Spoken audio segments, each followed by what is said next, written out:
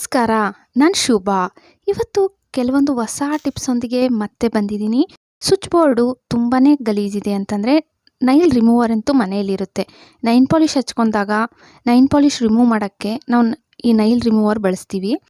ನೋಡಿ, ಅದನ್ನ ಸ್ವಲ್ಪ ಕಾಟನಲ್ಲಿ ಹಚ್ಕೊಬಿಟ್ಟು ನೀವು ನಿಮ್ಮ ಸ್ವಿಚ್ ಬೋರ್ಡ್ ಯಾವ್ದು ಗಲೀಜಿರುತ್ತಲ್ಲ ಅದನ್ನು ಬೇಗನೆ ಅಂದರೆ 1 ನಿಮಿಷದಲ್ಲಿ ಕ್ಲೀನ್ ಮಾಡ್ಕೋಬೋದು. ಎಷ್ಟೇ ಗಲೀಜಿರಲಿ ಬಿಡಿ. ಇದು ಬಾತ್ರೂಮಲ್ಲಿ ನಾನು ಕ್ಲೀನ್ ಮಾಡಿರಲಿಲ್ಲ. ವಿಡಿಯೋಗೆ ತೋರಿಸೋಣ ಅಂತ ಹಂಗೆ ಗಲೀಜಾಗಿ ಬಿಟ್ಟಿದ್ದೆ. ಮತ್ತು ಇವತ್ತು ನಾನು ಕ್ಲೀನ್ ಮಾಡುವಾಗ ವಿಡಿಯೋ ಮಾಡ್ಕೊಂಡಿದ್ದೀನಿ ನೋಡಿ. ಒಂದು ಸತಿ ನೀಟಾಗಿ ಕ್ಲೀನ್ ಮಾಡಿಬಿಟ್ಟು ಮತ್ತು ಇನ್ನೊಂದು ಸ್ವಲ್ಪ ಕಾಟನ್ನಲ್ಲಿ ರಿಮೂವರ್ ತಗೊಬಿಟ್ಟು ನೀಟಾಗಿ ಕ್ಲೀನ್ ಮಾಡ್ಕೊಬಿಡಿ. ನೋಡಿದ್ರಲ್ಲ ಎಷ್ಟು ಬೇಗ, ಎಷ್ಟು ಗಲೀಜಿತ್ತು, ಎಷ್ಟು ಬೇಗ ಕ್ಲೀನ್ ಮಾಡಿದ್ದೀನೋ. ಟ್ರೈ ಮಾಡಿ. ವಿಡಿಯೋ ಇಷ್ಟ ಆಗ್ತಾ ಇದ್ರೆ ಅಂತೂ ಪ್ಲೀಸ್ ಲೈಕ್ ಕೊಡೋದು ಮರಿಬೇಡಿ. ನಾವು ಕುಕ್ಕರ್ ಅಂತೂ ವಾಶ್ ಮಾಡ್ಕೊತೀವಿ, ವಿಸಿಲ್ಸು ಮರ್ತೋಗ್ತೀವಿ. ವಿಸಿಲ್ಸ್ ಕೂಡ ಕ್ಲೀನ್ ಮಾಡ್ಕೊತಾ ಇರಬೇಕು. ನೋಡಿ, ಒಂದು ಬಟ್ಲಲ್ಲಿ ಒಂದು ಸ್ವಲ್ಪ ನೀರು, ಒಂದು ಸ್ವಲ್ಪ ಬೇಕಿಂಗ್ ಸೋಡಾ, ವಿನಿಗರು. ಅಕಸ್ಮಾತಾಗಿ ವಿನಿಗರ್ ಇಲ್ಲ ಅಂದರೆ ನಿಂಬೆಹಣ್ಣು ರಸ ಸೇರಿಸ್ಕೋಬೋದು. ಸ್ವಲ್ಪ ವಿಮ್ ಲಿಕ್ವಿಡ್ಡು, ಪಾತ್ರೆ ಉಜ್ಜಕ್ಕೆ ಬಳಸ್ತೀವಲ್ಲ ವಿಮ್ ಲಿಕ್ವಿಡ್ ಒಂದು ಸ್ವಲ್ಪ ಚೆನ್ನಾಗಿ ಮಿಕ್ಸ್ ಮಾಡಿಬಿಟ್ಟು ನಿಮ್ಮ ಕುಕ್ಕರ್ ಎಷ್ಟು ಬಳಸ್ತೀರಲ್ಲ ಅದ್ರ ವಿಸಿಲ್ಸ್ ಎಲ್ಲ ಅದರೊಳಗಡೆಗೆ ಹಾಕ್ಬಿಟ್ಟು 10 ನಿಮಿಷ ಬಿಟ್ಬಿಡಿ. 10 ನಿಮಿಷ ಆದಮೇಲೆ ಒಂದು ಹಳೇದು ಬ್ರಷ್ ತಗೊಂಡು ನೀಟಾಗಿ ಉಜ್ಕೊಬಿಟ್ರೆ ಅವುಗಳೊಳಗಡೆ ಇರೋ ಗಲೀಜೆಲ್ಲ ನೀಟಾಗಿ ಬಂದುಬಿಡುತ್ತೆ. ನೋಡಿ, ತೋರಿಸ್ತೀನಿ ನಾನು ವಿಸಿಲ್ ಎಷ್ಟು ಗಲೀಜಾಗಿತ್ತೋ ಇವಾಗ ಎಷ್ಟು ಕ್ಲೀನ್ ಆಗಿದೆಯೋ. ಹಿಂಗೆ ವಾರಕ್ಕೆ 1 ಟೈಮನ್ನು ನಾವು ಕ್ಲೀನ್ ಮಾಡ್ಕೊತಾ ಇರಬೇಕು.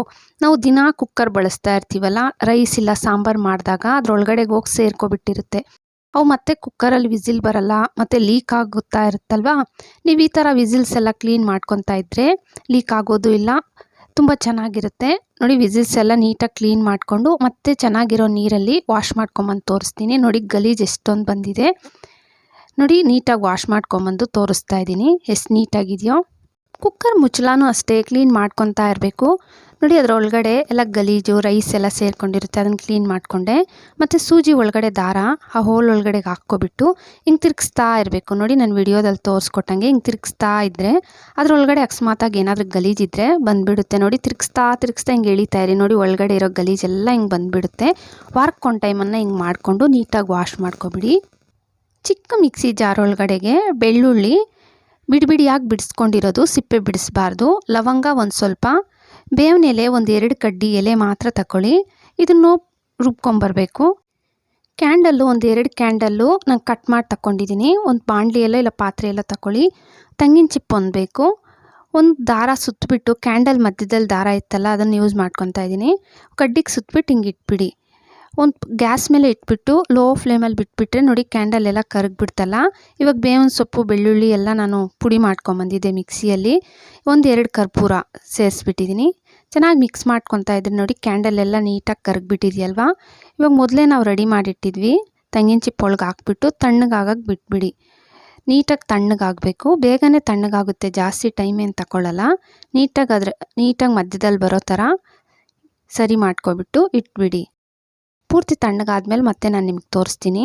ನೋಡಿ, ತಣ್ಣಗಾಗ್ಬಿಟ್ಟಿದೆ. ನೋಡ್ತಾ ಇದ್ದೀರಲ್ಲ, ಗಟ್ಟಿ ಬಂದಿದೆ.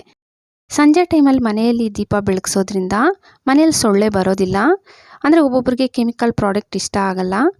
ಅವರು ಈ ಥರ ಮಾಡಿಕೊಂಡು ದಿನಾ ದೀಪ ಸಂಜೆ ಟೈಮಲ್ಲಿ ಬೆಳಗೋದ್ರಿಂದ ಮನೆಯಲ್ಲಿ ಬೇವಿನ ಸೊಪ್ಪು ಆ ಕರ್ಪೂರ ಸ್ಮೆಲ್ ಕೂಡ ಇರುತ್ತೆ, ಮತ್ತು ಸೊಳ್ಳೆ ಬರೋದಿಲ್ಲ. ನೋಡಿ, ಬಳೆಗಳು ನಾವು ಈ ಥರ ಬಾಕ್ಸ್ ಯಾವುದನ್ನು ಇಲ್ಲ ಪ್ಲಾಸ್ಟಿಕ್ ಬಾಕ್ಸ್ಗೆ ಹಾಕಿ ಇಟ್ಬಿಡ್ತೀವಿ. ಮತ್ತು ಎಲ್ಲ ನಾವು ಹೋಗ್ಬೇಕಂದ್ರೆ ಅವು ಅರೇಂಜ್ ಮಾಡ್ಕೊಂಡಿರ್ತೀವಲ್ಲ. ನೀವು ಈ ಥರ ಚಿಮಟಿ ಬಳೆ ಸ್ಟ್ಯಾಂಡ್ ಇಲ್ಲ ಅಂದರೆ, ಅಕಸ್ಮಾತಾಗಿ ಬಳೆ ಸ್ಟ್ಯಾಂಡು ಇರಲ್ಲ ಆ ಟೈಮಲ್ಲಿ ಈ ಥರ ಚಿಮಟಿ ಅಂತೂ ಹಿಂದೆ ಹಾಕಿರ್ತೀವಲ್ಲ, ಇದಕ್ಕೆ ನೀಟಾಗಿ ಅರೇಂಜ್ ಮಾಡ್ಕೋಬೇಕಂದ್ರೆ ನೀವು ಯಾವ್ಯಾವ ಕಲರ್ಸು ನೀಟಾಗಿ ನೋಡಿ ಅರೇಂಜ್ ಮಾಡ್ಕೊಂಡಿದ್ದೀನಿ. ಇವಾಗ ಚಿಮಟಿ ಕೆಳಗಡೆ ಬಳೆಗಳು ಬಂದುಬಿಡ್ದಿರಾ ರಬ್ಬರ್ ಬ್ಯಾಂಡ್ ಅಂತೂ ಇರುತ್ತಲ್ಲ, ಒಂದು 5 ರಬ್ಬರ್ ಬ್ಯಾಂಡು ಟೈಟಾಗಿ, ನಾನು ವಿಡಿಯೋದಲ್ಲಿ ಹೆಂಗೆ ಹಾಕ್ಕೊತಾ ಇದ್ದೀನಿ ನಂಗೆ ಟೈಟಾಗಿ ಹಾಕ್ಕೊಬಿಡ್ಬೇಕು. ಒಂದು 5 ಹಾಕ್ಕೊಳ್ಳಿ, ಬಂದುಬಿಡಲ್ಲ, ಗಟ್ಟಿಯಾಗಿ ಹಂಗೆ ಇರುತ್ತೆ. ಒಂದು 5 ಹಾಕ್ಕೊಬಿಟ್ಟು ತೋರಿಸ್ತಾ ಇದ್ದೀನಿ ನೋಡಿ. ನೀಟಾಗಿ ಹಾಕ್ಕೊಬಿಟ್ಟು ಮತ್ತು ಮೇಲೆ ಭಾಗಕ್ಕೆ ನಾನೊಂದು ರಿಬ್ಬನ್ ಹಾಕ್ಕೊಂಡಿದ್ದೀನಿ. ನನ್ನ ಹತ್ರ ವೇಸ್ಟ್ ರಿಬ್ಬನ್ ಒಂದಿತ್ತು. ಇಲ್ಲ ನಿಮ್ಗೆ ಗಟ್ಟಿಯಾಗಿ ದಾರ ಬೇಕಾದರೂ ಕಟ್ಕೊಬಿಡಿ, ಸ್ವಲ್ಪ ದಪ್ಪ ಇರೋ ದಾರನೂ. ಇದನ್ನು ನಿಮ್ಮ ಬೀರುವಲ್ಲಾದರೂ ಇಟ್ಕೋಬೋದು. ಇಲ್ಲ ಅಂತಂದರೆ ಮೊಳೆ ಇದ್ದರೆ ಮೊಳೆಗೆ ನೇತಾಕ್ಬಿಟ್ಟು ಬಿಟ್ಬಿಡಿ. ಮತ್ತು ನಿಮ್ಗೆ ಯಾವಾಗ ಬೇಕೋ ಅವಾಗ ಎತ್ಕೊಂಡು ನಿಮಗೆ ಯಾವ ಬಳೆ ಬೇಕೋ ಅದನ್ನ ಬಳಸ್ಕೊಂಡು ಅಲ್ಲೇ ನೇತಾಕ್ಬಿಡ್ಬೋದು. ನೋಡೋಕ್ಕೂ ಚೆನ್ನಾಗಿರುತ್ತೆ. ನಿಮ್ಮ ಹತ್ರ ಬಳೆ ಸ್ಟ್ಯಾಂಡ್ ಇಲ್ಲ ಅಂದರೆ ಖಂಡಿತ ಟ್ರೈ ಮಾಡಿ. ವಿಡಿಯೋ ಇಷ್ಟ ಆಗ್ತಾ ಇದ್ರೆ ಅಂತೂ ಪ್ಲೀಸ್ ಲೈಕ್ ಕೊಡೋದು ಮರಿಬೇಡಿ. ಹಾಗೆ ಸಬ್ಸ್ಕ್ರೈಬ್ ಮಾಡಿಕೊಂಡು ನಿಮ್ಮ ಫ್ಯಾಮ್ಲಿ ಫ್ರೆಂಡ್ಸ್ಗೆ ಶೇರ್ ಮಾಡಿ. Thank you friends.